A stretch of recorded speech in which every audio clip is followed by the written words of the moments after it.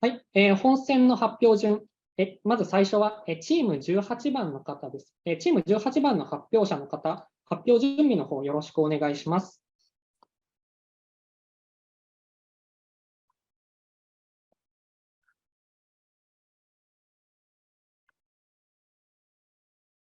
はい、準備できましたでしょうか。はい、資料あるんで、もう共有しても大丈夫でしょうか。はい、わかりました。自分共有停止いたしますね。共有お願いします。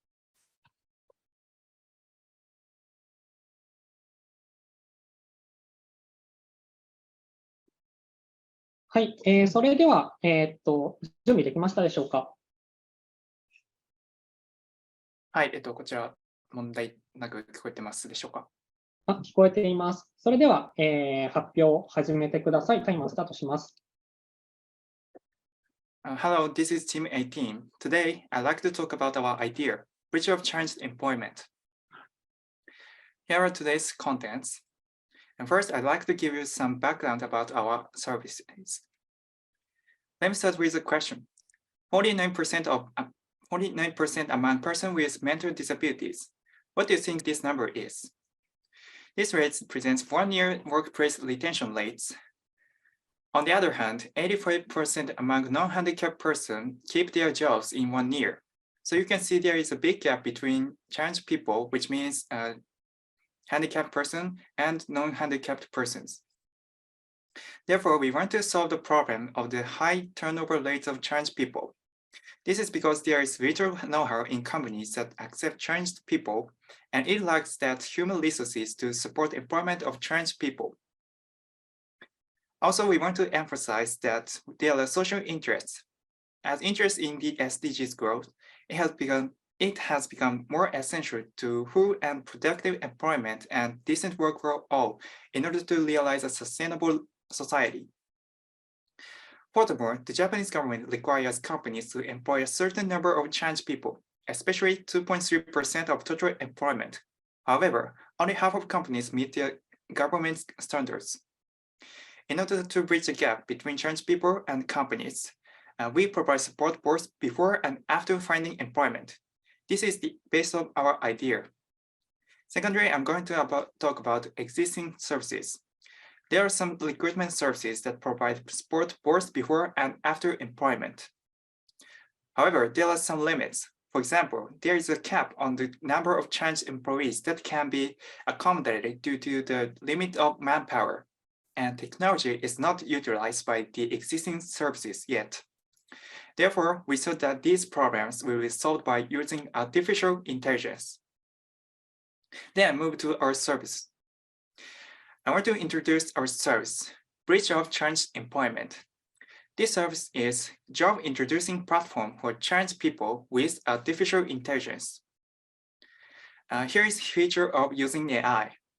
When the service is run by only people, there are some limits, as I said before. However, when the service is run by artificial intelligence and people, we can provide service more efficiency with lower costs, and service will match individual characteristics. Then let me introduce detail of our service. There are two kinds of supports, before and after employment. Before employment, we provide job matching AI.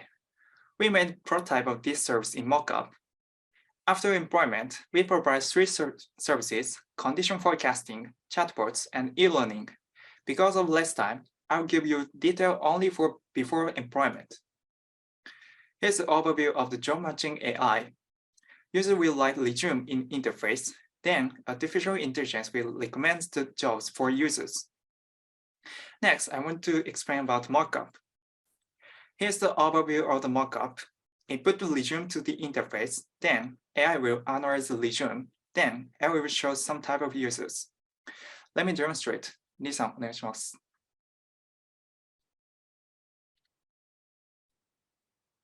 So when you write the resume to this interface and save the resume, then artificial intelligence analyzes your resume and shows your type. Thank you, Lee-san.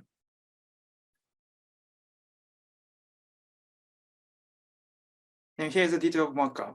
Focusing on generating AI. First, we prepare the pre-processed Wikipedia datasets. We use the web scraping technologies and use a pre-trained Japanese bot model.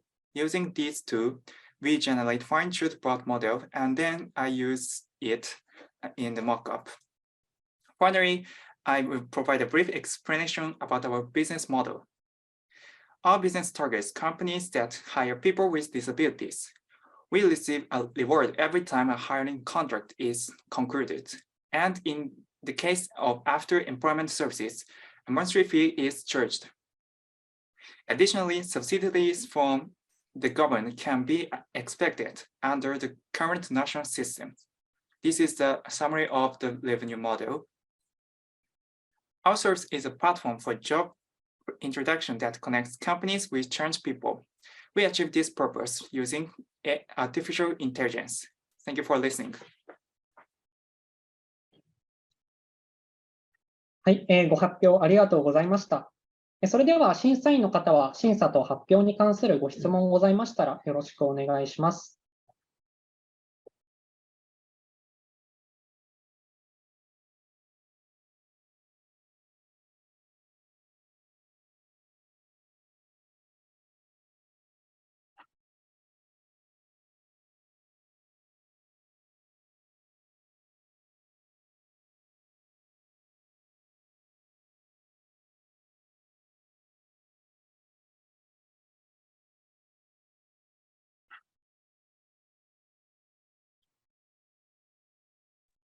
すみません、泉です。質問させてください。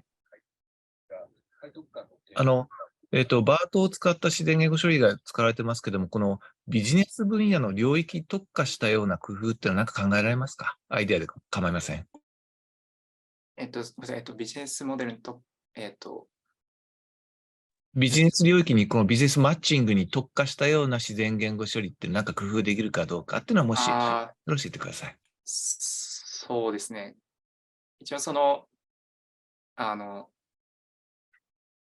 学習としては、単純に履歴書とはい、現在やっている仕事の職種みたいなのを目的変数として AI として学習させるっていうこと以外は特に考えてなくて、障害者の特性に合わせてより学習させることを目指すっていうのが一応独自性ではあるかなと考えております。どうもありがとうございます。はい、ありがとうございます。それでは時間ですので、質疑応答の方は以上とさせていただきます。審査までもう少し、終了まで時間がありますので、次の、チーム2の発表者の方は発表準備の方よろしくお願いします。そしてもう少々お待ちください。ありがとうございました。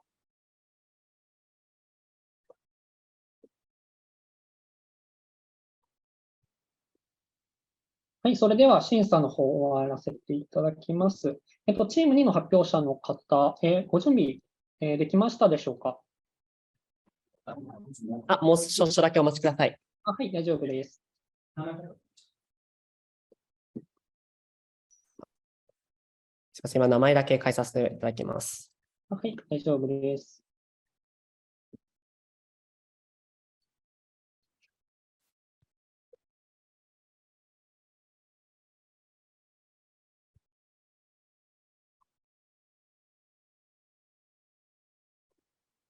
すみません、こちら準備整いました。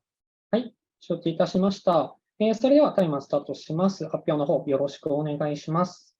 よろしくお願いします。Today, I'm here to talk about our web application, Rail Sentry, that is the railway intrusion detection and tracking AI. Firstly, please take a moment to think this. Does your nearest station have a home door? This is the graph of the installation rate of the home door by each prefecture. As you can notice from this, there is a significant difference between the city area and rural areas. Not limited to the low installation rate of the home door in rural areas, rural stations have many problems. The first one is the limited expertise especially as the new technology like AI. And the second one is the financial problem. And finally, this is our keyword of presentation, legacy system. Let me provide a more detailed explanation about legacy system. We define legacy system as a system that is not only outdated and low technology, but also it have trouble to add extension. Extension is the kakcho kino in Japanese. Like in this background, surveillance camera, that is kanshi camera in rural station is perfect example of this, because this camera is designed to only show video and difficult to connect other systems. So in that part, our application Leo-centric comes in. This is the mock-up version of Leo Sentry. And first, you can receive video in this part. And then you will select mode. Then you can relocate the restricted line here by changing this slider. And after that, automatically the object will be tracked. And if the object crosses this restricted line, there will be notification. Like this, if this wheelchair over the district line, there will be notification. As the technology background, we use this framework. We have 3 points to mention. The first one is front end, we use Streamlit. And second one, as a background, we mainly have two processes. The first one is object detection. At this, we use YOLO v5. And another is tracking technology. We use OpenCV, especially Tracker MIL. And finally, as a data, we use kanshi shinkan of daishikibetsu data. We choose this data because this data is perfect for detection from survivor camera, and we train the data with YOLO. Next, here is the business scheme of our application. I also have 3 points to mention. The first one is that our target is the rural station. Be careful, not the station. Our target is rural station. And next, our application will be provided on subscription basis. Finally, our accuracy could be improved because their feedback interactively. And our one big point of our application that we deploy deep learning technology on the web application. Furthermore, the market of railway industry is rapidly increasing. For example, CAGR, that is the Nenheikin Seichōritsu, is 4.11%. Also, this market is estimated 3 trillion yen. This is the calculation. So what makes Leo-centric so special? We believe our product can solve all 3 problems we mentioned in the first place. Like here, as a limited expertise, station can easily use it by simple operation. And as a financial program, we don't need to change our system, just install the application. Like as legacy system is most important part that can coexist with legacy system. No need to get rid of all cameras. Can make use of it. Thank you for listening. That's all.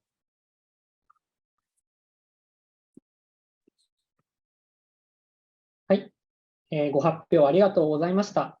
それでは審査員の方は、審査と発表に関する、ご質問ありましたらよろしくお願いします。ヤフーの塚本です。入ったこと検出してアラート出るのはすごい大事だなと思うんですけど、検出したときにそれに対応するために鉄道会社はどういう準備をしておかなきゃいけないんでしょうか。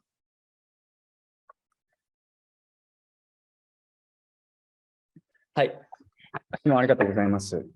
検出されたとき、我々の想定としては、駅員さんが、監視カメラの映像を管理しているような場所で、事務室のようなところで座っていて、でそれで、アラートを聞いたときに、すぐに緊急停止ボタンが押せるというような想定もしているんですけども、ゆくゆくは、例えば直接、精度がこれから先上がっていけば、アラートが出た時点でもう緊急停止ボタンが自動で押されるような仕組みっていうのも、それをすればなんていうか、もっと早く事故回避できるみたいなことも考えています。なんか出るアラートの状況に結構よりますよね。車椅子のおばあちゃんが駅から落ちちゃったのか、山間部で木が倒れたのかとかで、なんかすみません。できることが結構変わるかなと思ってて、緊急停止ボタンだったら、まあ、センターにあってもいいわけで、全部東京にあってもいいわけですよね。だからその場でできることと、止めなきゃいけないことのなんかいろいろ、その後の対応がいろいろあるのかなと思いました。はい、なるほど。ありがとうございます。それでは、質疑応答に関しては以上とさせていただきます。まだ、審査の時間がありますので、もう少々お待ちください。その間にチーム10の発表者の方は発表準備の方よろしくお願いします。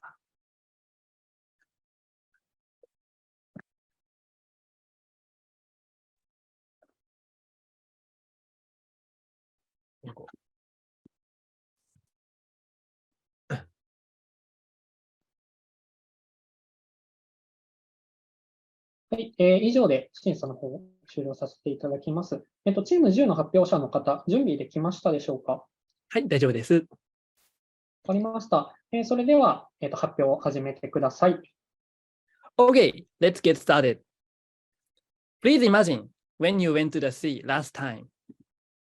Sea always reminds us joyful memories. This speech starts with a simple question. Do you like jellyfish? What would you think if you found a jellyfish in the sea? You may think it's beautiful, cute, or mysterious. But how about this? This picture is very horrifying, isn't it? Actually, jellyfish cause much more serious problems in recent years. 2009 was like a nightmare for Japanese fishermen. Just jellyfish caused damage of as much as 10 billion yen in a single year. Jellyfish bother fishermen in different ways.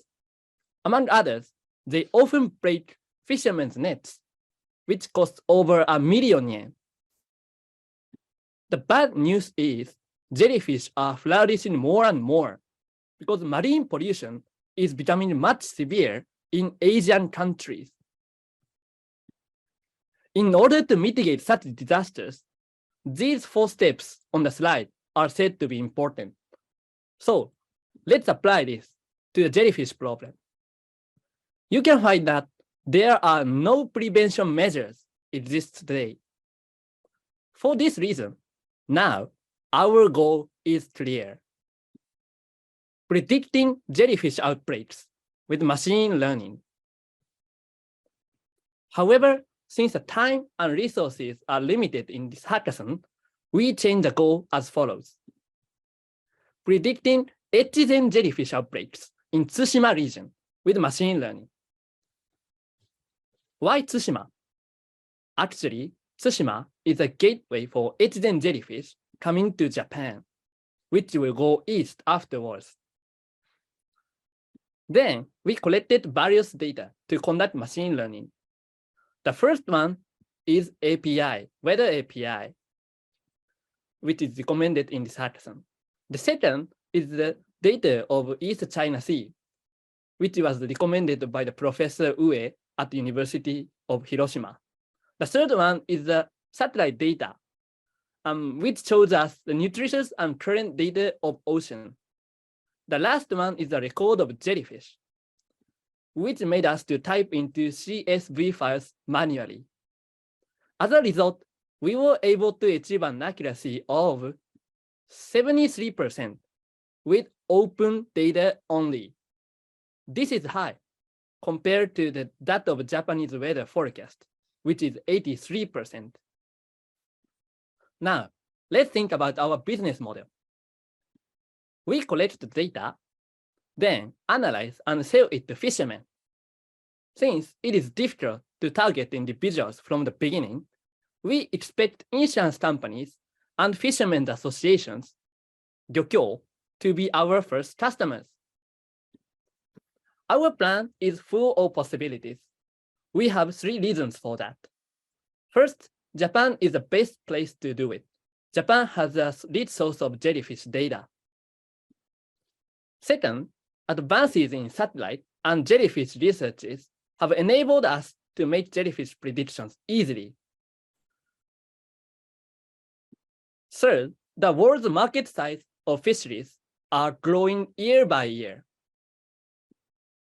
However, our revenue is estimated to be small. This is because jellyfish outbreaks are a local phenomenon. Therefore, our team is ultimately aiming to predict a more serious problem, red tide. Red tide, is it something to do with jellyfish? Yes, it is. Both jellyfish and red tide are plankton problems. So we think it's easy to use our product to red tide problem. Although there are researchers who try to predict red tides, we would like to make a difference in the speed of social implementation. Our team consists of an engineer, good at math, and business planner, good at geology. What makes our team special is that both of us can write code and make a business model. In the end, please vote us for a sustainable future of our precious ocean. Thank you for listening. 以上です。OK です。はい、ご発表ありがとうございました。それでは審査員の方は審査と発表に関するご質問ございましたらよろしくお願いします。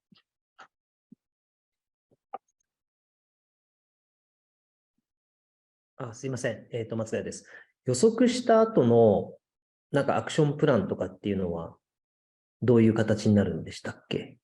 ですね、基本的には、例えば今、漁協さんではどうなってるかというと、クラゲがこう出る月、もう例えば7月、8月、9月、10月はもうそもそも漁をしない時であるとか、あとそれからもう、そもそももうクラゲごともう取ってきて、もうクラゲこう入っちゃうことを承知でもう漁をするというこう2つになっていまして、で、こういう予測ができるようになると、そのピンポイントでこの日はクラゲが発生するので、そもそも漁をしない。そうすることによってこう被害を防ぐ。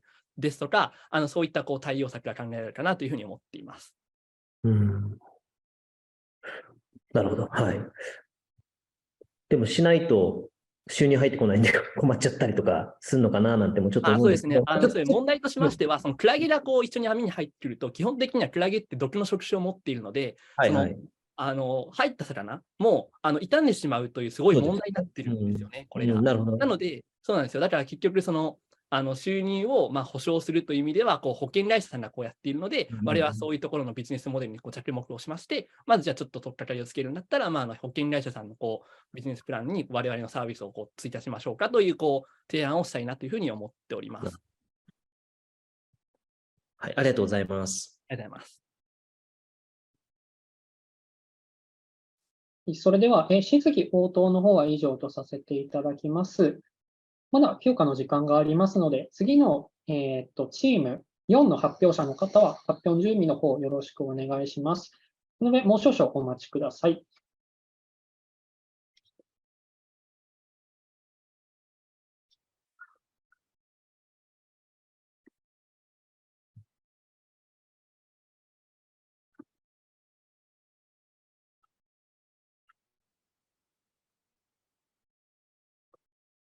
はい、それでは評価の方も終了させていただきます。それではチーム4の発表者の方、ご準備できましたでしょうか？できてます。はい。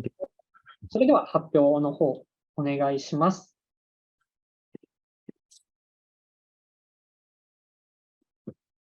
Okay, now we will start Team 4's presentation. First, have you ever thrown away your trash in the street? Yes, I have. I've thrown away sticky ice cream wrappers or cans. Japan is trying to become a very popular tourist destination, but Japan is covered with tremendous trash. The fact that a lot of trash has been dropped off is also suggested by a human survey. It is embarrassing to imagine what foreign visitors will think when they see streets full of trash. Thrown away trash arises from more problems than it appears. The main reason is the opposite towards the trash. Yes, many people are reluctant to collect trash.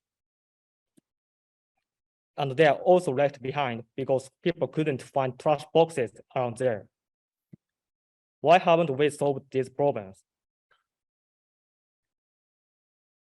This is because we haven't formed a data-driven ecosystem in the city.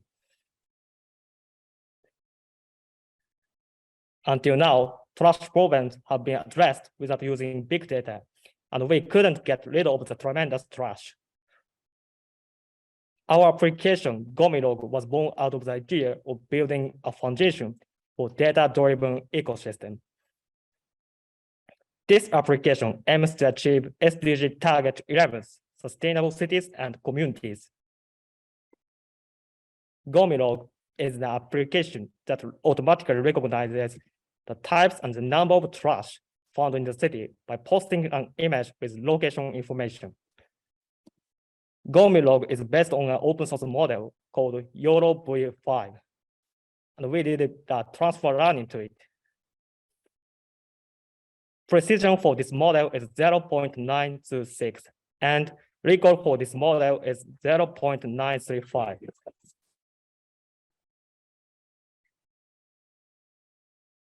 Gomilog provides 3 benefits for users. The first benefit is the efficiency of local trash collection by using IT technology. This makes the cities cleaner only with little cost. In order to optimize the placement of trash boxes and cleaners, we first have to know the distribution of the trash in the city. Traditionally, city staff have to survey the distribution of trash. Distribution of trash is widespread and fluid, so this approach is inefficient. It is estimated that the cost of trash collection actually accounts for 10% of the city's budget. Gomilog provides real-time distribution data of trash, which reduces the cost of trash collection. This data can also be sold to companies and environmental groups to improve city sanitation. By doing so, cities can efficiently tackle the trash problem. This leads to the data-driven ecosystem in the city. The second benefit is unmanned trash collection. The distribution of data is crucial for developing robots and AIs, and Gomilog will provide this data.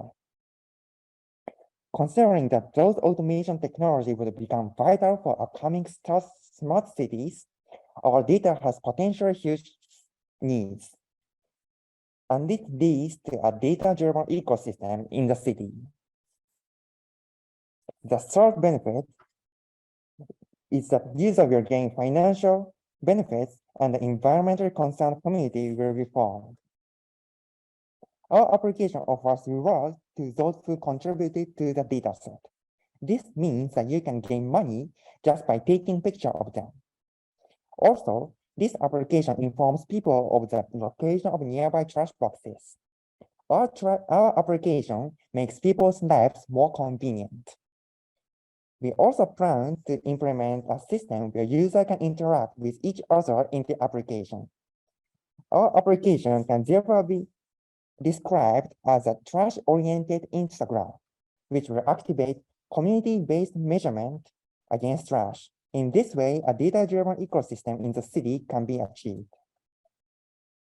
Now, we have access to large trash distribution data. Our application would become a pioneer to create smart cities by forming a data-driven ecosystem in the city. Thank you for listening to our presentation. はい、ご発表ありがとうございました。それでは審査員の方は、審査と発表に関するご質問ございましたらよろしくお願いします。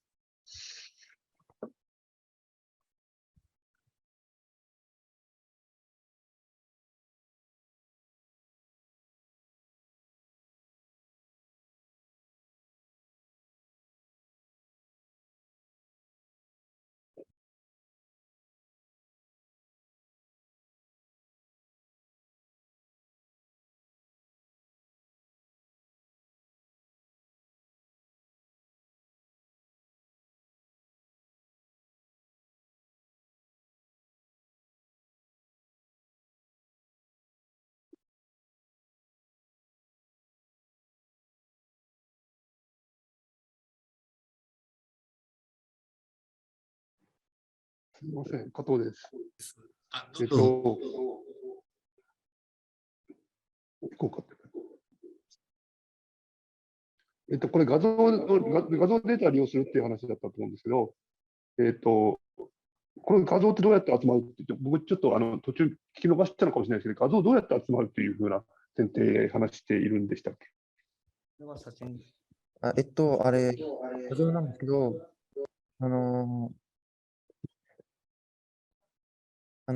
ユーザーが街でゴミなどを発見したら、その写真を撮ってユーザーに投稿してもらうという形を考えています。で、これで画像にしてあることに対して僕たちはメリットがあるとも考えていて、テキストなどとかでフォームの入力とかでしたりすると、入力って結構手間だと思うので、なかなかユーザーってやってくれないと思うんですね。それに対して今、スマホで簡単に写真撮って、簡単にこのアプリもしくはウェブサイトに投稿するという、それだけでいいので、この操作だけでデータをウェブサイトに投稿して、で、今度、こちらの僕たちが作った AI の方で、その画像からどんなゴミが落ちているか、そのゴミの種類とか数はすべて判別し、さらにこのウェブサイト上で、この地図上にどこに落ちているかっていうのをマッピングすることによって、で、このデータを収集しようというふうに考えております。それを実現してアプリにしました。ありがとうございます。それつまり、なんていうか、ボランティアで写真を集めてる方もボランティアでみんな協力してくれるだろうと、そういう前提で考えているっていうことでよろしいですか？それについては、インセンティブを設けておりまして、そ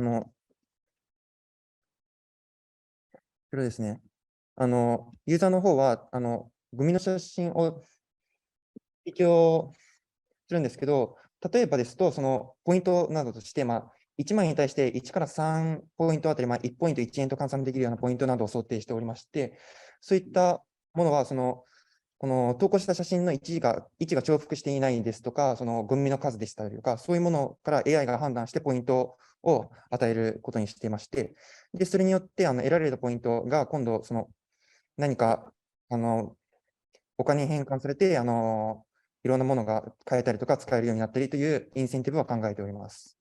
またそれとともに、普通にユーザーはこのゴミ箱の位置などとかもこのアプリ上で表示される包括的なものになっているので、ユーザーはこのアプリを使った上で、こういったコミュニティの形成でしたりとか、ゴミ箱の位置の分かったりとか、そういったものもとても分かりやすいものとなっております。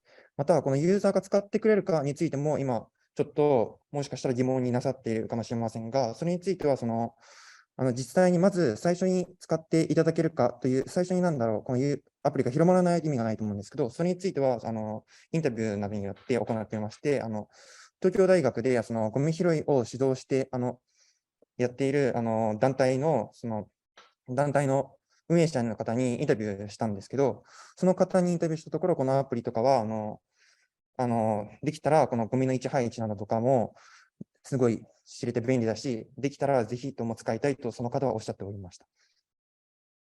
ありがとうございました。はい、もう一個ですか。質疑。はい、松ヶ谷です。これ、マネタイズってどうするんでしたっけ？なんか市からとか市町村からもらうという感じですか？こちらの私たちのビジネス側のマネタイズとしましては、私たちのこのデータですね、どこにどういう種類のゴミが落ちているかっていうのを包括的なデータを私たちはこのアプリによって収集することができるので、そのデータを活用したい自治体でしたりとか、スマートシティ関連企業などに売ることによって、今度このスマートシティ関連企業とか自治体は、そのゴミ箱の位置でしたり、清掃員の位置などを最適化することに役立ってて、その環境改善に役立てることもできますし、また、さらなるものとして、今後、どんどん技術が進歩していて、今度はドローンとか、ゴミ回収のロボットとかによる、そういったやつも今後どんどん考えられてくると思うんですけど、そういったものを利用するにあたっては、絶対ゴミのどこに落ちてるかのデータって必要じゃないですか。なので、そういったものが必要となったときに、そういったこういうゴミ拾いロボットなどを、使おうという企業さんたちに、このデータを私たちは提供して、そこで売ることで、マネタライズができるかなと考えております。ありがとうございます。はい、それでは質疑応答と評価の方を、終了とさせていただきます。続きまして、チーム17の発表者の方、発表準備の方よろしくお願いします。準備できていますでしょうか？はい。それでは、します。はい、お願いします。はい、それでは発表させていただきます。はい、発表よろしくお願いします。はい。Don't let bad experience in school history class keep you from enjoying one of the most fascinating subjects out there. Say goodbye to boring lectures and hello to immersive hands-on learning. Here are some of the mock-ups. Our presentation consists of 5 parts. So I will tell you the background of our idea. Look at this graph. It shows the enquete for 20 to 60 years old people. From this data, more than half of them are not interested in history when they were students. However, now more than half of them are interested in history. In contrast, only 20% people do the action of historical study. So we determine the targets. Target is adults who are interested in history but do not move for studying. And we want to connect them to the historical content. To solve this problem, we want to use Metaverse. The Metaverse market will be growing and has many applications as such. One of the applications is Metaverse travel. This picture is Okinawa virtual travel. Metaverse travel beyond many boundaries as such. And you can also access unusual place like dangerous place. So we use this Metaverse to access the past world. Next, I will show you which period is popular. For the time limitation, I will skip the detail. But from the evaluation, we found that Edo and Meiji periods are popular periods. And from another research, Edo period is the most popular period to go, apart from Showa and Heisei. So we will connect Metaverse and Japanese history, especially Edo period. Second, what is Edo-sei? It is a combination of Odyssey and Edo period.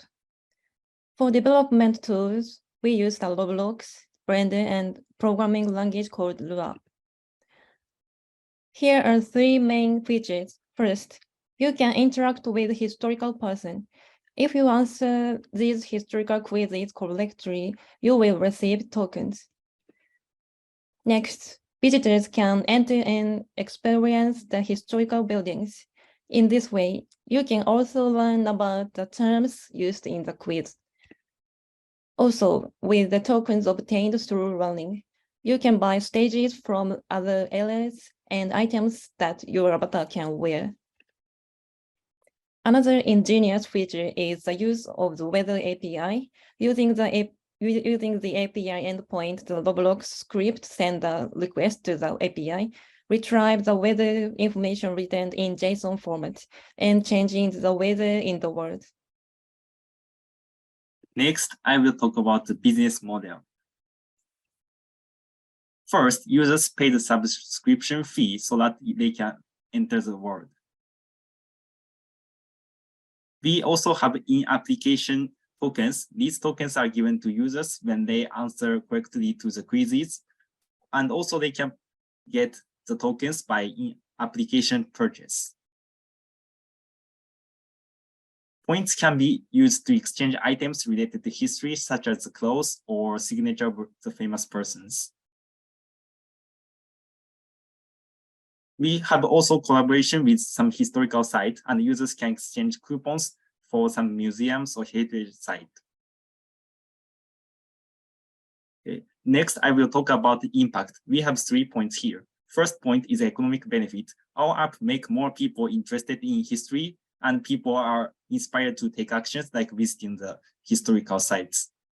Second impact is that about foreigners. the North America is the largest market in Metaverse traveling. However, Japan is not in the popular destination because of distance. Our application will solve this problem because it removes obstacles of the distance so that they can visit virtually. Okay, so next, please. Okay. So third impact is that we use innovative in education, especially learning by Metaverse. So then next slide, please. So I will skip this slide. Okay, so we want to connect human and information by connect human in the Metaverse and also connect human with the historical persons. And our app offers more interesting way to learn history by using innovative technologies. That's all for our presentation. Thank you. はい、ご発表ありがとうございました。それでは審査員の方は、審査と発表に関するご質問ございましたらよろしくお願いします。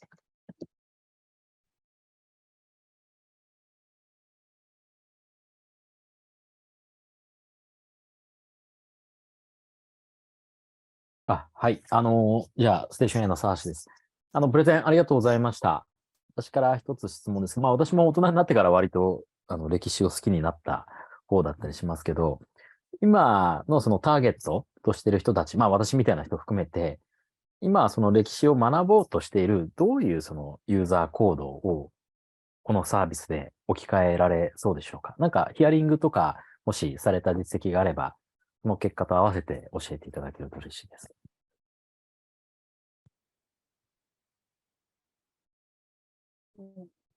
そうですね。今回はヒアリングまでは、実際のヒアリングまでには至っていなくて、仮説でもいいですよ、じゃあ。そうですね。仮説といたしましては、そうだな。すいません。もう一度の質問。お願い。いや、例えばなんか、本で勉強してるとかっていうそのユーザーコードを置き換えることができそうだなのか、もしくは他の手段なのか、何を置き換えられそうでしょうか。私代わりに答えてもいいですか。なんか今のその大人でもおっしゃったようにその歴史が好きで学びたいけども学生時代にそんな楽しい授業とか教科書読むのが楽しくなかったけどやっぱり大河ドラマとか見て歴史を学びたいっていう人が、ツイッターとかで最初分析しようとしていた時に、結構多くってでそういう場合ってやっぱり今って楽しい手段として漫画とかアニメとか、それこそ三国志のゲームだったりっていうことで、歴史を学ぼうとしている大人が多いっていうのを、その私たちの調査じゃないんですけど、インターネットで、そういう声を見て、それこそ動画、アニメだったりゲームだったりっていう楽しいツールで学ぼうとしている人の、歴史の学習手段の代替にもなるかなというふうに考えています。はい、わかりました。ありがとうございます。はい、それでは、質疑応答と評価に関して以上で終了とさせていただきます。それではですね、ここで、5分間の休憩を取らせていただこうと思います。現在、15時49分ですので、切りよく、15時55分から再開いたしますので、それまで各自休憩をお願いします。では、休憩に入ってください。はい、それでは、休憩の方終了させていただきます。再開させていただきます。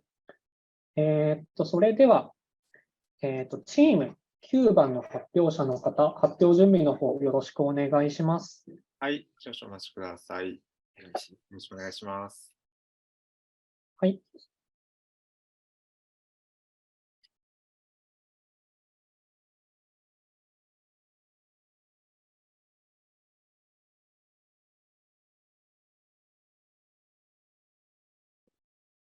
はい、準備できました。はい、承知いたしました。それでは発表を始めてください。Okay, so let us start our presentation about our product, Sense Me. Let me ask a question. 87%, what does it mean? The answer is the companies that will continue telework after COVID-19. I have another question. What does this 43% mean? The answer is the people who think that they can work better with teleworks. So compared to other countries, this satisfaction level of telework is clearly lower in Japan. So what is the reason for this? The key word is what we call wait and see communication, which we Japanese put so much emphasis on. Wait and see communication is a style of communication in which people read the situation from non-verbal information. When we do telework, we can't see what's going on with other members. So this wait and see communication is impossible with current telework services. In fact, 84% of people have experienced the negative impact caused by poor communication on telework. So even though most of companies continue telework, majority of people have a negative impact on their work. So that is the serious problem. In addition to this, mental health issues are also critical with telework. The number of patients with depression is clearly on the rise. And 73% of people perceive difficulties in mental health care in telework. So to sum up the problems, restriction on wait and see communication causes poor communication in telework. And this poor communication makes managing employees' mental health very difficult. You may think that forcing their cameras on can be a solution, but this leads to more stress and more communication traffic. Thus, as a solution for these, we propose a new virtual office tool that can convey users' real condition without verbal communication or always on camera. So let us introduce our product, SenseMe. The most innovative feature of our product is that the avatar in virtual office can automatically reflect users' real tiredness. This feature has 3 steps. First, we extract features from face images using image recognition AI, and then we estimate tiredness using machine learning model we built with 96% accuracy. Finally, we visualize the tiredness by changing the expression of avatar in virtual office. By this feature, we can realize wait and see communication even in telework and make it more comfortable for us Japanese. Furthermore, we analyze tiredness of each employee and periodically provide analysis reports on their tiredness. So, our service also can be used as a mental health management service.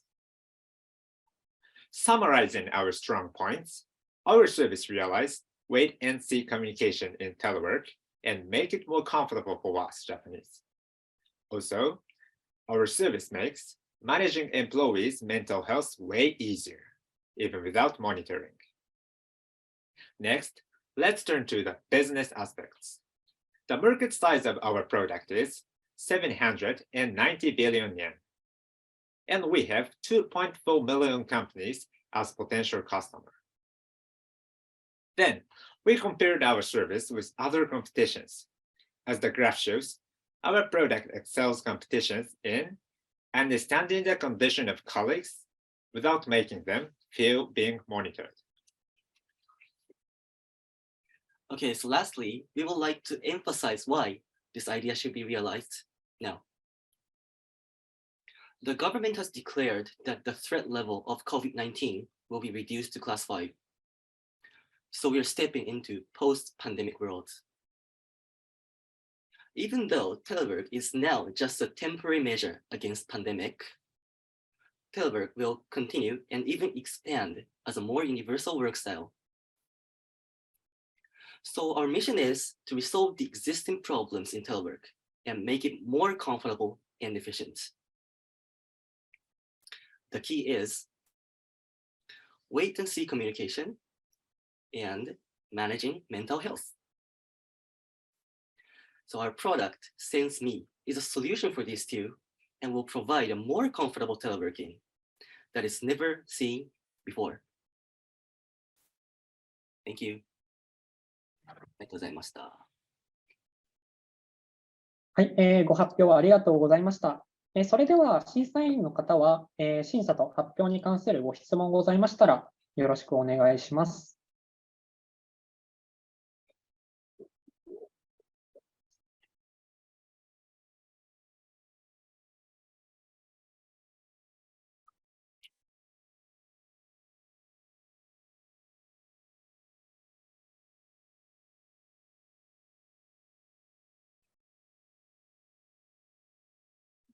すいません。ちょっと難しい質問になっちゃうんですけど、もしですね、これ、ちょっと少し弱ってるなと思う人がいたときに、どう対応するかって結構マネジメント側って難しいと思うんですけど、なんかそのあたりってちょっとどのタイミングでとか、なんかどういう接し方をするというか、どういうアクションを起こすとかっていうことって、マネジメント側としてはなんか考えたりしたことってありますでしょうか？はい、ご質問ありがとうございます。そうですね、マネジメント側でなんかこうした方がいいよっていうのの一助になる、機能として、申し上げているアナリシスレポートっていうのがありまして、今回は試しに ED、ファインダビリティサイエンスさんが提供されている EDA で分析を行ってみたんですけれども、私たちが実際に取ったデータセット、私たちの顔画像のデータセットを用いて、グラフをしてみたところ、例えばランチブレイク、昼休みの時に疲労度が下がっていたりとか、あとはやっぱり退勤の時はすごい疲れてたりとかっていうところが結構分かりやすく見えるのかなっていうふうに思ったので、それこそ例えばこの上の方のグラフはミーティングの時に結構上がってると思うんですけど、このミーティングじゃあここじゃなくてもちょっと違うところにずらしてみようだとか、いろいろとそういった対策はできるかなというふうに思います。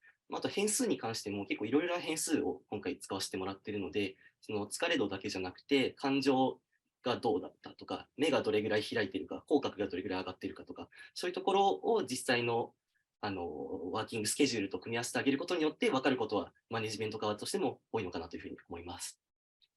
ありがとうございます。すみません、追加でいいですか。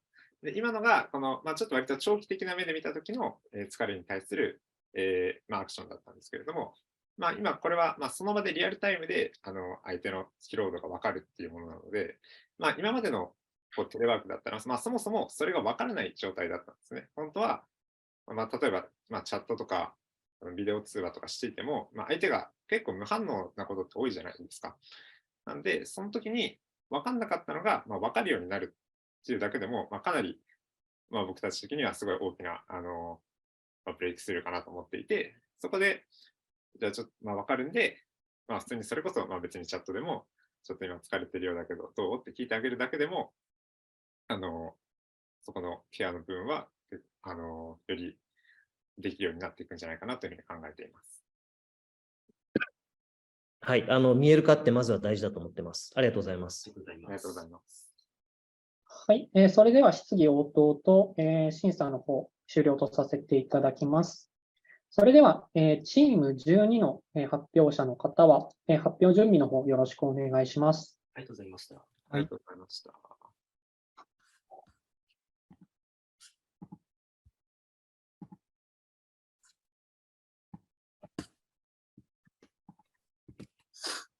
はい、準備できましたでしょうか。はい。音声画面問題ありませんでしょうか。はい、大丈夫です。見えております。ありがとうございます。はい、それでは発表を始めてください。はい。Good afternoon, everyone. I'm Sho Kazaki of Team 12. Today, we will introduce a service, Meguru, that uses IoT devices and AI technology to create a new experience for CityWorks in trips. Have you ever noticed that when you travel, you tend to visit the same tourist spots that everyone else goes to? For example, the greatest Buddha of Kamakura, Sensoji temples, Kaminarimon Gate, Tokyo Skytree, etc. While these places are all wonderful, many people may have already been there before. However, by exploring a bit farther from main attractions, you may discover interesting shops in beautiful scenery you never knew existed. If there are activities like safaris or puzzles at tourist destinations, this would make people more likely to visit other places in addition to the popular ones. Therefore, we propose a new digital temporary service that encourages people to easily visit places that they normally wouldn't go to. Our target is local tourism offices and businesses. They have two problems. Sightseeing places, particularly in rural areas, face difficulty in limited promotional budgets and collecting and utilizing customer data, which causes difficulty in attracting tourists to minor locations. Our service provides cost-effective promotional events, collecting and utilization of data for the target, and new exploration experiences for tourists. While there are several digital temporary applications that exist, most of them rely on participants scanning QR codes to obtain stamps. Unfortunately, this process can be troublesome and does not allow for easy collection of user attributes. In contrast, our service proposes the use of IoT devices and image recognition AI to address these limitations. First, let me explain the user flow of our service, Meguru. Participants start their daily work with a chosen item, such as book or suitcase. An IoT device camera detects the item and sends a Bluetooth signal to Meguru applications. And the application receives the signal and registers the user stamp. Next, organizers who host the rally can collect valuable data on participants' locations and attributes, which can be used for targeted marketing campaigns.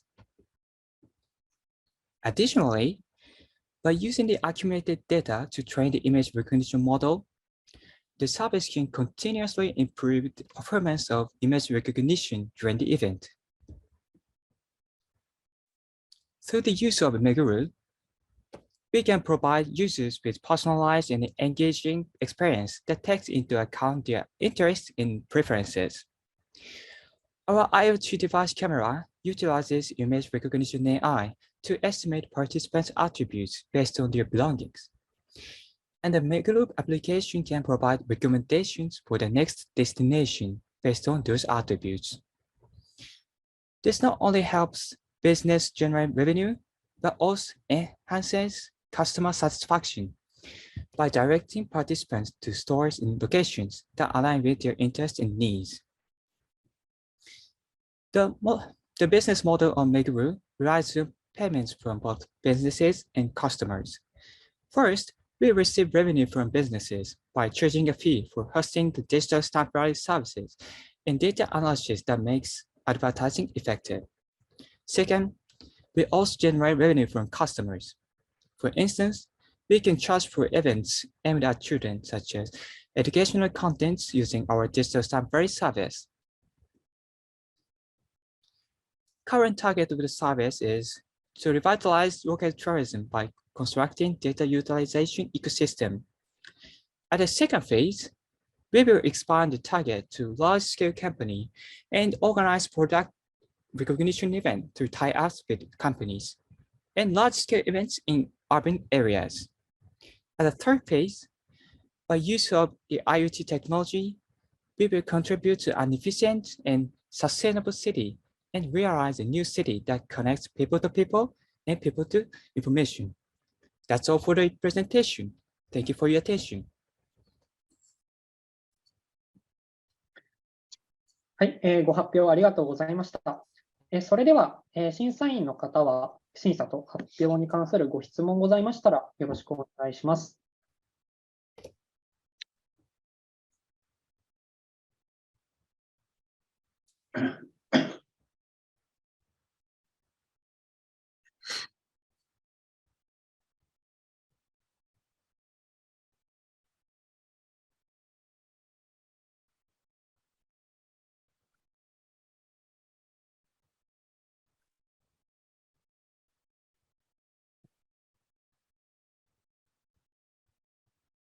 では、私の方から。実際、今回、デバイス、IoT 機器のデバイスでラズパイを使われて、実際コーディングまでされたとして、僕の方を拝見させていただいたんですけども、もうちょっとラズパイよりも実際にはもっと、なんていうのかな、実装の軽いものでやろうって試みをされたんですかね。はい、ありがとうございます。こちら、小林の方から回答させていただきます。チームメンバーの小林です。ありがとうございます。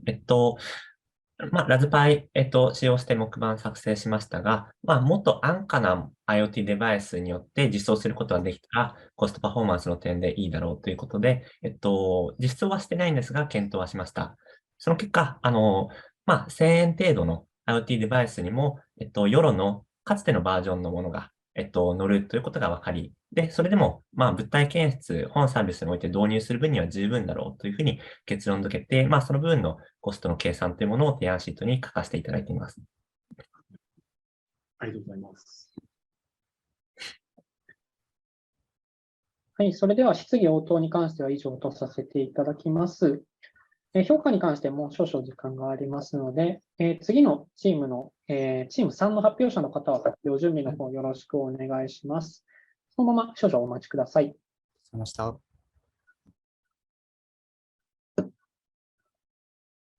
ちらの画面って見れていますでしょうか？はい、見えております。聞こえてますか？はい、聞こえております。それでは、評価の方を終わらせていただきます。チーム3の発表者の方、ご準備しましたでしょうか？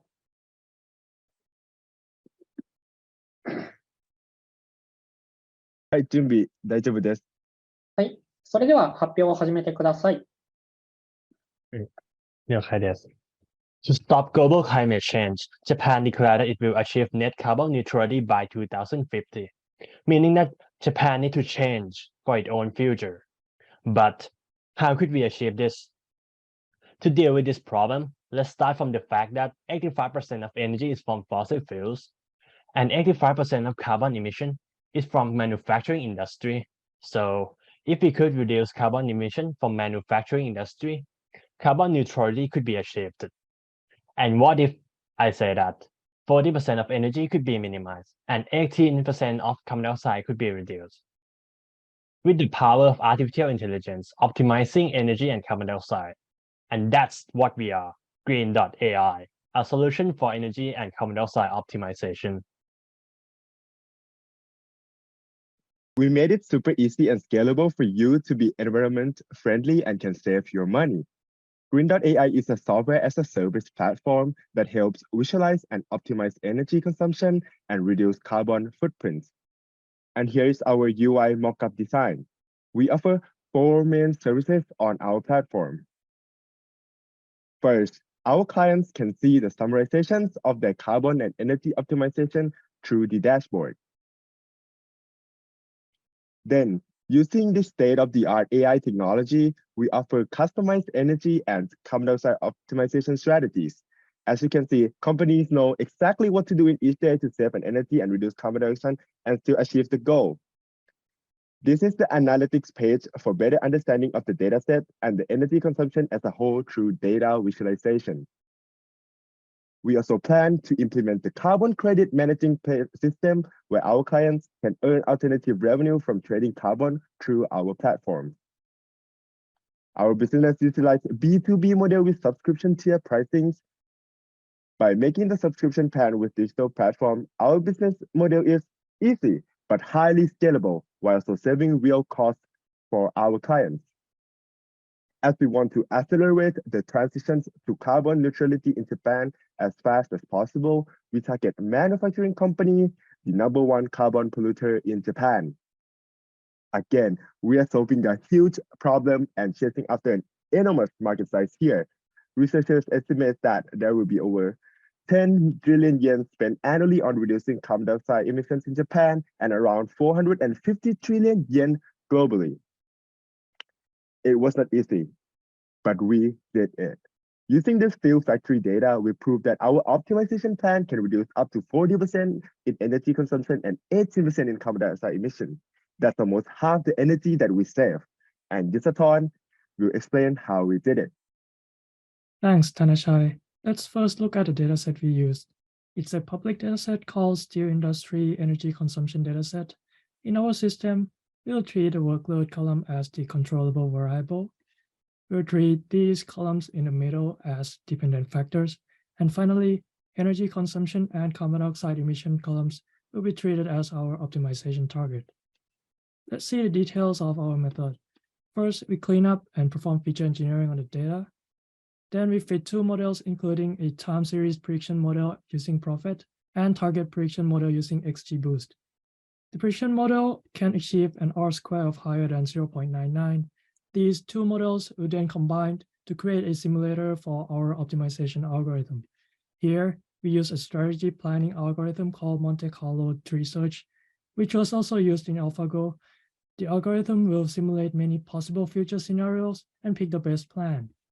Finally, this plan together with the amount of energy and carbon dioxide saved are presented through our platform. These slides show you why these models and algorithms are chosen. In short, we consider the characteristics of the dataset, the speed, and the reliability. Here is our experiment. Let's say we input 30 tons of steel as our goal. Our method can find a daily production plan, achieving the same goal as the original plan, but reduce energy consumption by 40%. This 40% of energy saved is around 400,000 yen per month. This plan will also reduce carbon dioxide by 18%, which is equivalent to almost 30,000 yen of carbon credit per month. So, by partnering with us, you could achieve the same production goal with lower energy, saving your cost, saving energy, and save our planets. There is no reason to hesitate. Our team are ready to build a new future. Let's create a carbon neutral future with us, Green.ai. はい、Thank you so much. はい、ご発表ありがとうございました。それでは、審査員の方は、審査と発表に関するご質問ございましたら、よろしくお願いします。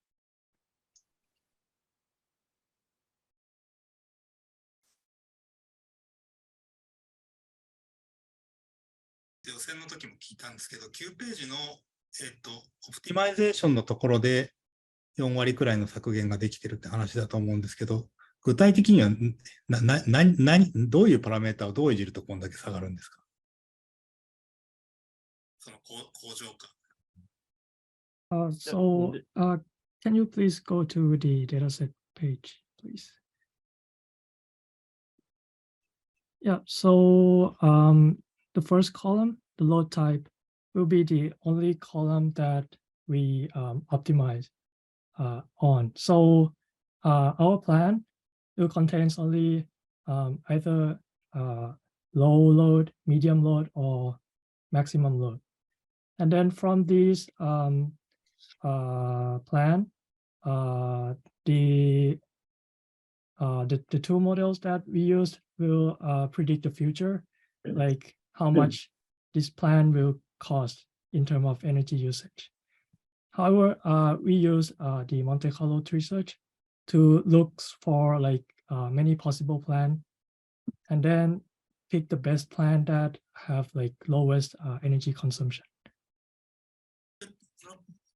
韓国の製鉄会社がそんだけなんていうか、ある意味無駄にエネルギー使ってて削る余裕があった。一般的にはどれぐらい削れるかはよくわからない。According to this data, it's we can come up with a plan that can reduce like 40%. But このデータだけ。わかりました。なんかこのようなデータが本当に少ないです。Factory data is very scarce in open source. So that is the only data that we could use. Open source. 追加で聞くと、このシステムを SaaS にしたときに、その工場がここにデータ入れてくれるのは、なんかどういうプランで実行しますか？じゃあ、こちらで僕で説明させていただきます。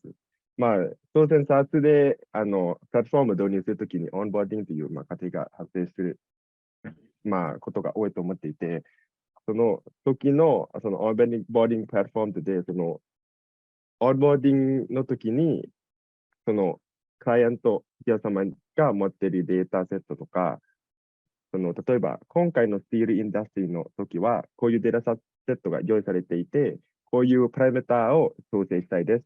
こういうことが調整できますよ。こういうその、例えば、ロードタイプがいじれますよと。で、今回は、カーボンダイオクサイドとエネルギーを最適化したいですよという課題に対して、僕らが自分たちで開発したこの AI モデルで、モンテカルロ、そのオプティマイゼーションアルゴリズムで、一番いいそのアクションを提供するというか、そのストラテジーを提供する。で、その会社が、いじれる部分、ロータイプいじれるので、こういうことをいじれると、カーボンダイオクサイドがこれくらい削減できますよ。エネルギー消費がこれくらい削減できますよっていうところは、その実験で証明しました。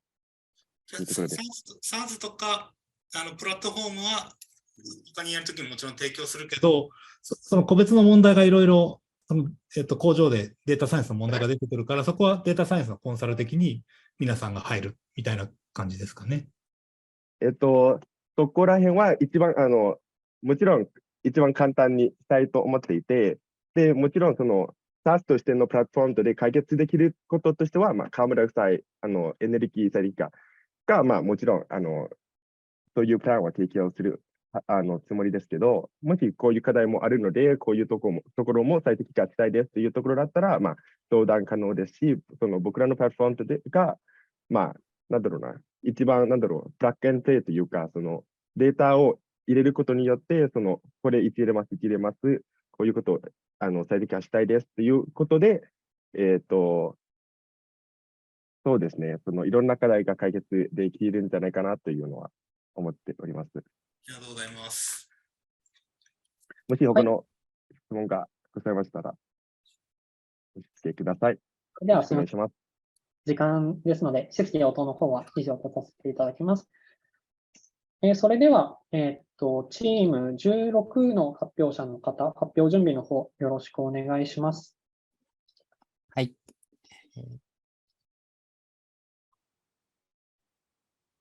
見えてますでしょうか？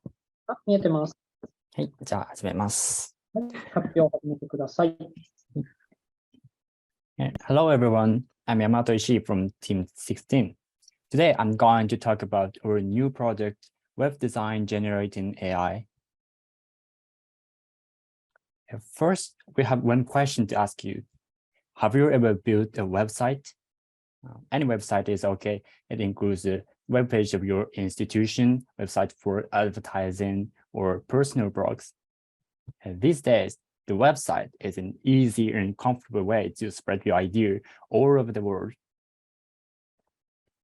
By the way, internet technology has become a fast-growing industry nowadays. Please imagine that you design your own web page. Would you like to put the proper images on the website? And by doing that, you can explain your idea to readers or customers more concretely. This is an example of a travel information website. This will be more effective when you put the image of a beach or about a trip into this blank space. However, it takes a lot of work to find these images. How do you search for images? In a conventional way, we're looking for images on the internet. However, you will face copyright issues when using these images. Another option is to subscribe to illustration services such as Adobe Stock or Shutterstock. However, it costs an enormous sum of money.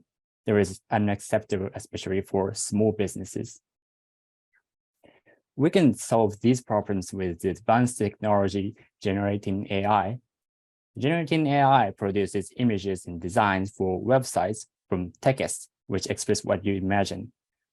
They generate an original image, so there are no copyright issues, and you can easily get the proper images. The next topic is the border of the design. As you know, the internet has no border to separate people by their nationalities. But the design of websites still have national boundaries. Please take a look at this picture. The first example is a German dictionary website, Duden. This is a cookie wall. However, we Japanese might consider this yellow screen as a kind of warning. The second example is the website of Mercari. The picture on the upper side is the Mercari website for the US, and the lower side is that for Japan. This example shows that it becomes popular to make the website different depending on the target area. So our goal of the project is to make it easier to be culturally sensitive on websites by using generative AI. Our mission is also in harmony with one of SDGs, reduced inequalities. When our product facilitates cultural considerations on websites, people will be able to more effectively communicate their ideas to those who belong to different cultures. And next, we'll talk about mechanism project AI. This is how the market project works. It gets input from users, then generates the image with the diffusion model, and judge the quality of the result. We use natural signal theory data from 12 countries as a criteria of judgment. Finally, we'll talk about our dream. As a future work, we are planning to do the following two ideas, doing fine-tunings and implementing site to site. And with enough time and resources, we can fine-tune the model. By doing that, the quality of outputs will be expected to be improved tremendously. And the site-to-site is the service that converts the whole website into the design for other culture area. In this way, this is the same website, but for German. Now it is created manually, but in future, putting our project and machine translation together, this will be generated 100% automatically. Thank you for listening. はい、ご発表ありがとうございました。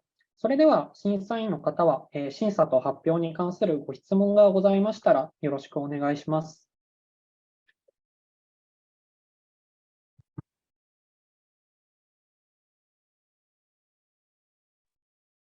はい、沢橋です。ありがとうございました。とっても面白いテーマのプレゼンだなと思って聞いてたんですけど、ありがとうございます。なんかアメリカのジャスパー AI とか、割とマーケティング用の、いわゆるバリュープロポジションみたいな、文章を生成してくれる AI だとか、結構マーケティングのところで、割とこの辺の生成 AI ベンチャーというか、スタートアップというか、すごく今増えてると思うんですけど、これ、マーケティングのその市場機会を取りに行こうとしてるのか、なんか今後の方向性というか、その辺をちょっとお伺いできたらなと思ったんですけど。はい。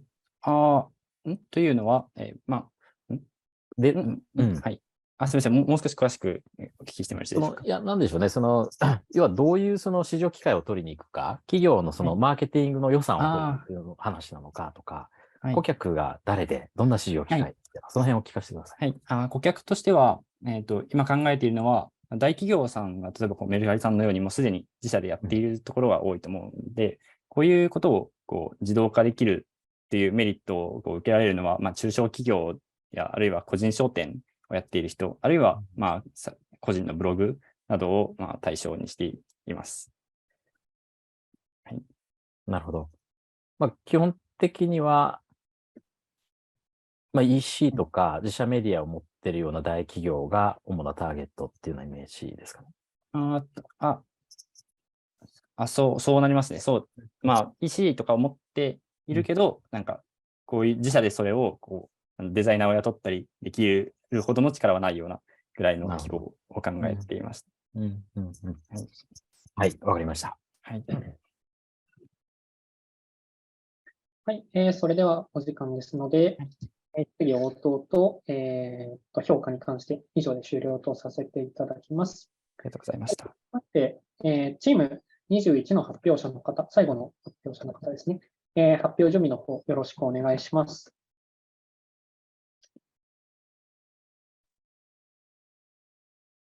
できましたか。はい。それでは発表の方、始めてください。はい。Hi, we are Smart Menus. We aim to give a new sensation and experience with the Japanese menus. Next slide. Our target is a foreign visitors to Japan. Next.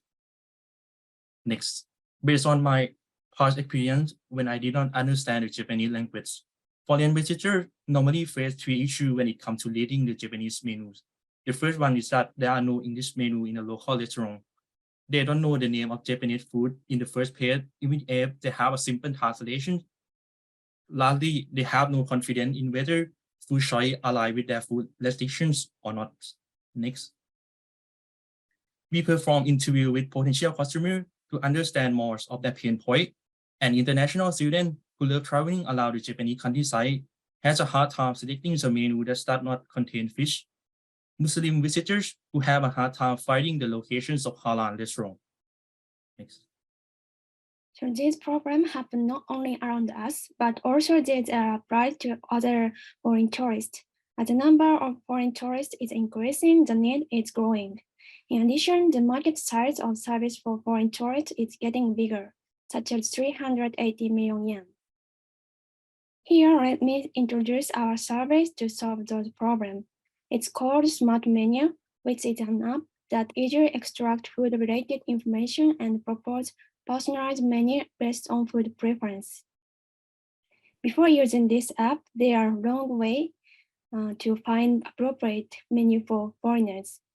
They need to use Google to search for halal restaurant, and then in the restaurant, they need to translate menu by Google Translate, and they search the menu in the Google again.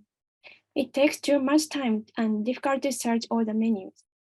But by using our app Smart Menu, as you can see these pictures, we can search, translate, display description, and check if it's halal or not. The entire process can be done within the app. We use 3 technicals to personalize the recommendation feature for web application development. Next. We retain the easy OCR model with solving 12 country daily scenes OCR data to make our model able to tackle the menu with different natural scenes. Next. We use our retained model to add text or food text from the food menus. Next. We use name entity recognition pre-trained model specialized for each language to add text only menu words. In the case of Japanese, we use Jakinsa library. Next. Based on menu word, we use Adama API for the nutrient information searching and Google Search API for image search. Next. The recommendation features is automatically recommends based on the health labels and food choice. Next. This is a prototype. First, we upload the pictures of menus. We select the language for scanning, language for translation, and food preference. So it will give the table summarize all the food informations, such as ingredient names and health labels. Also show the list of recommended menus, as well as all the pictures of recommended menus. Next. So for the future improvement of application, there is the problem of name of unknown menu. So we would like to collaborate with companies that have a lot of information of food, such as cookpads. And we would like to enhance recommendation functionality to cover other disease. So we will use the web scraping to get more specific ingredient name and search food labels based on ingredient data. Next. So let me introduce our UI UX. First, we choose language and food preferences. Then take a picture and translate the menu.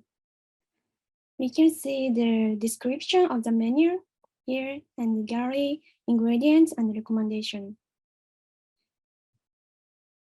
And in this function, we can search restaurants around your locations.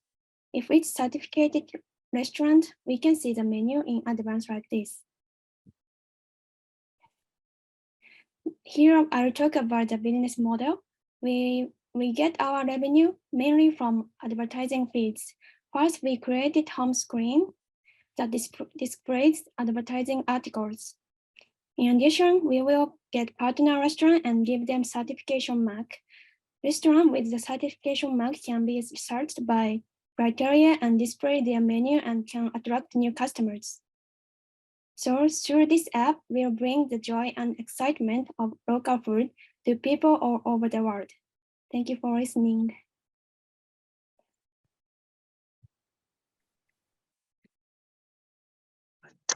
はい、ご発表ありがとうございました。それでは審査員の方は、審査と発表に関するご質問がございましたらよろしくお願いします。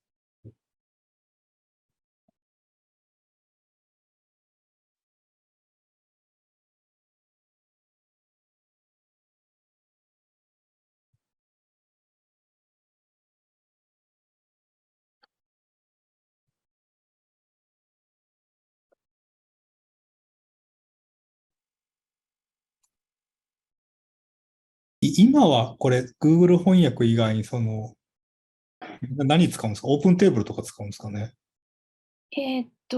こういう、基本的にみんな、こういう、インタビューした人に聞くと、Google、カメラで Google トランスレートを使うみたいなのが多い。メニューを写真撮ってなんですけど。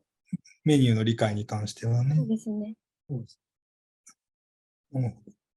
まあ、日本で飲食する体験っていうのを良くするために、翻訳とか、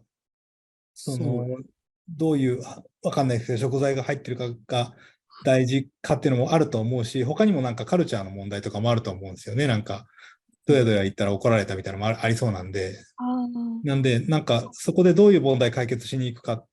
で、今、それを解決してるのが Google が一部は解決してるでしょうけど、他のサービスも解決してるかもしれなくて、はい、で、やっぱトータルでどういうものがあると、まあ、外国の人日本来ていろんなアプリ立ち上げたりとか多分しないと思うんで、はい、とかはちょっという視点はあるかなと思って聞いてました。例えば、なんか日本の料理を注文するときに、なんか日本語が話せない人とか、時は、なんか、なんかメニューをスキャンして、なんかメニューの名前をクリックして、なんか自動音声とか、自動音声とか生成して、なんか、日本語話せない人も、なんか、なんか、店員さんのコミュニケーションが、スムーズようにしたいです。とも考えてます。はい。ありがとうございます。はい、それでは、質疑応答と審査の方を終了とさせていただきます。ありがとうございました。ありがとうございました。はい、それでは、はい、以上で本日のすべての発表が終了しました。以上で本選は終了となります。はい、発表お疲れ様でした。それでは、閉会式の方のご案内の方に移らせていただきます。では、鈴木さん、よろしくお願いします。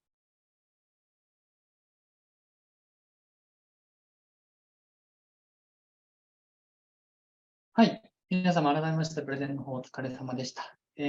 私も、一聴講者として、皆様のご発表を伺っておりましたが、本当にどれも、もう、まとめると本当に素晴らしいアイディアで、社会人の我々もとても刺激になりましたし、本当、大人顔向けのプレゼンを皆さんされていたかと思います。で、私のお言葉より、おそらく皆さん、本日審査いただいた審査員の方からご協力いただいた方が良いと思いますので、審査員の皆様よりお一人ずつでご好評をいただきたいと思っております。まず、田橋様より、コメントをいただいてもよろしいでしょうか。はい。皆さん、プレゼンテーション、お疲れ様でした。ありがとうございました。私もスタートアップ支援する仕事をしているので、学生起業家ももちろんですし、もっと経験豊富な起業家含めて、いろんなビジネスアイデアだとか、プロダクトだとか、に触れる機会が本当に多いんですけども、その中でも本当にレベルが高くて、今日は驚きました。で、なんでしょうね。やっぱり仮説検証を、どこまでできてるかっていう意味で言うと、もうちょっともしかしたらやりようはあったかなという気もしますけども、チームによっても、そこもしっかりやっているところもありましたし、本当になんて言うんでしょう、もうすぐに社会実装して、すぐに、クライアントの候補となる企業に、ヒアリングに行ってみたら面白いんじゃないかなっていうプロダクトがいくつかあったので、本当にもしご縁があったら、ステーション AI としても、この先も支援させてもらえたらなと思うようなチームがありましたので、ぜひ皆さん、これをきっかけに、ここで終わらずにですね、実際に社会実装してみるっていうのを、やりきっていただけたら嬉しいなというふうに感じました。ありがとうございました。ありがとうございます。続きまして、松ヶ谷様、よろしくお願いいたします。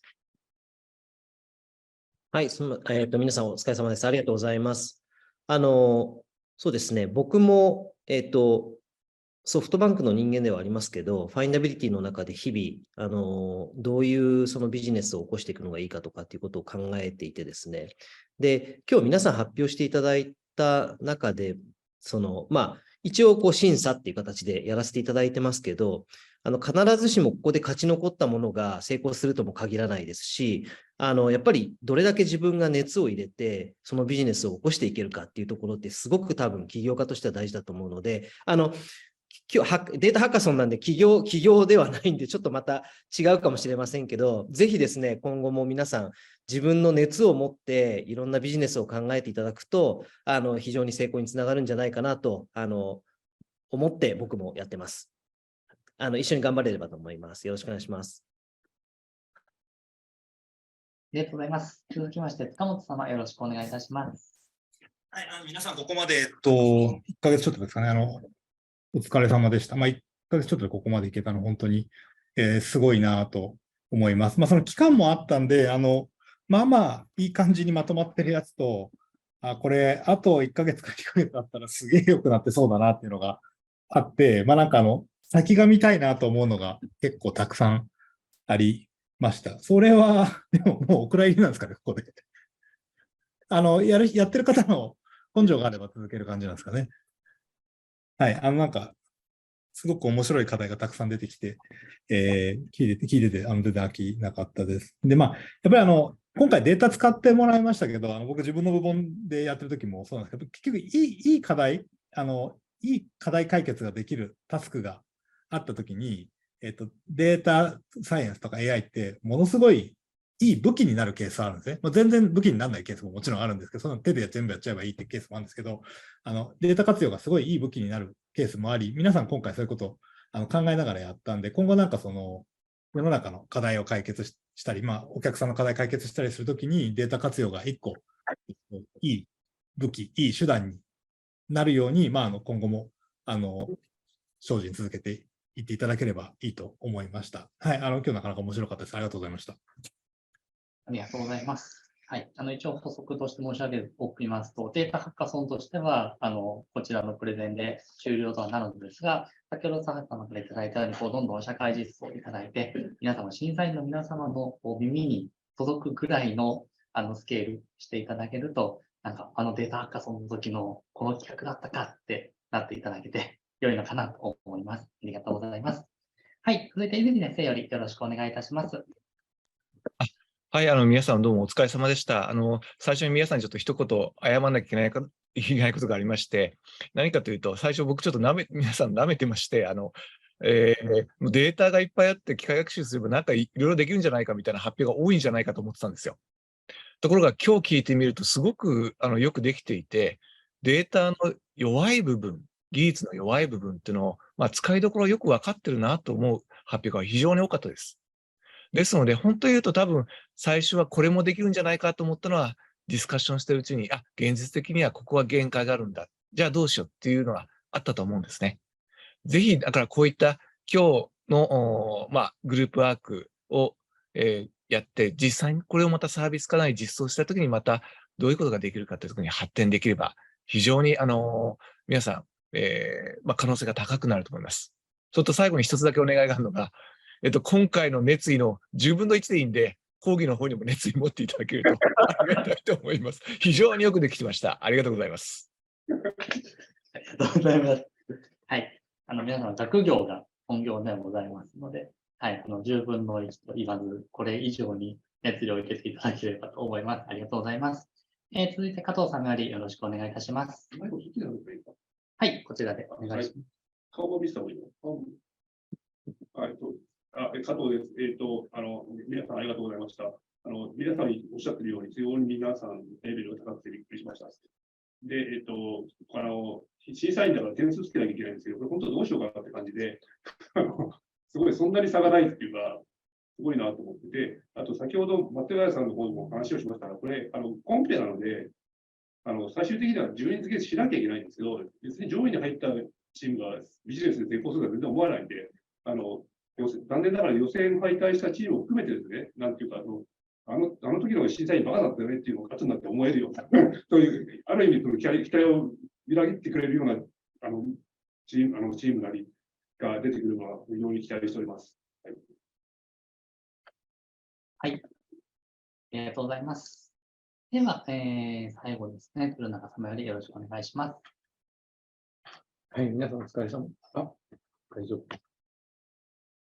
はい、皆さんお疲れ様でした。本選に出られた方も、本選に出られなかった方も、先ほど加藤さんが言われたみたいに、ある一定の基準で選ばなくちゃいけないので、この結果になりましたが、ハッカソンって言えばやっぱりノリを大事にしてほしいなと思ってるんですよね。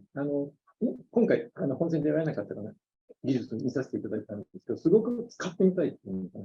これ、別に何かのビジネス課題を解決するわけでもないし、ビジネス化できるってわけでもない。なんかこの技術使ってみたいと思ってるのがたくさんあるので、そういったノリを大事にしてほしいなと思っています。で、今回、チーム組まれて、望まれている方もたくさんいると思うんですけども、今回のチーム大事にしてほしいなと思ってまして、私はディープコアっていうそのインキュベーションの会社にも属してるんですけど、今後にカーネルというコワーキングスペースを用意してますので、何か今回のビジネスを相談したいなとか、仲間をもっと増やしたいなと思うことがお見えにありましたら、ぜひ足を運んでいただけると嬉しいですという。すいません。はい。よろしくお願いします。皆さんお疲れ様でした。はい、ありがとうございます。はい、審査員の皆様、改めまして、本日、審査の方をご担当いただきありがとうございました。続きまして、東京大学の事務局よりも、ご好評のお言葉いただけますと幸いです。よろしくお願いいたします。東京大学の事務局の松井です。学生の皆さん、お疲れ様でした。皆さんのですね、自分たちのアイディアと技術で世界をより良い場所にしようという意思が強く感じられてですね、大変心打たれました。こうした場を提供いただいたですね、ソフトバンクさんとファインダビリティサイエンスさん、また関連会社の皆様にこの場を借りてお礼を申し上げます。また学生の皆さん、お疲れ様である以上にですね、こうした発表を聞かせていただいて、事務職員としてもありがとうございます。以上です。ありがとうございます。はい、続きましてソフトバンクよりも、公表させていただきます。藤原さん、よろしくお願いいたします。はい、皆様お疲れ様でした。アクロス事業課の、事業責任者の藤原です。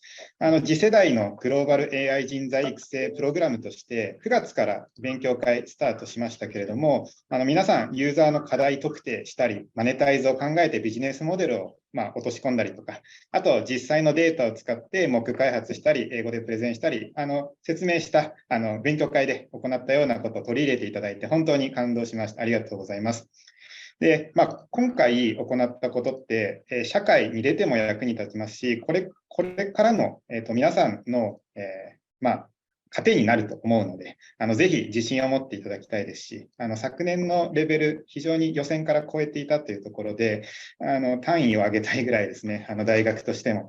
はい。あとは、佐橋さん、鶴永さんも、出資を検討したいというふうにお言葉いただきましたし、ちょっとこれからつながれればなというふうにも思っております。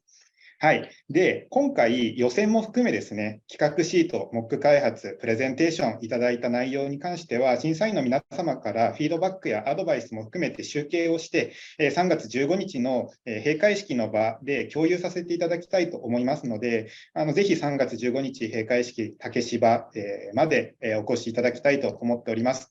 で、あとですね、最後に、今回データハッカソン最後までアウトプット出していただいた皆様に対して、ソフトバンクグループから、サマーインターンジョブプログラムについて、ご説明したいと思います。はい、これ閉会式の場で詳細はご説明しますが、特典としてですね、有給でのインターンプログラムっていうところを、ご提供したいと思いますので、こちら必ずと言いますか、閉会式にも足を運んでいただければと思います。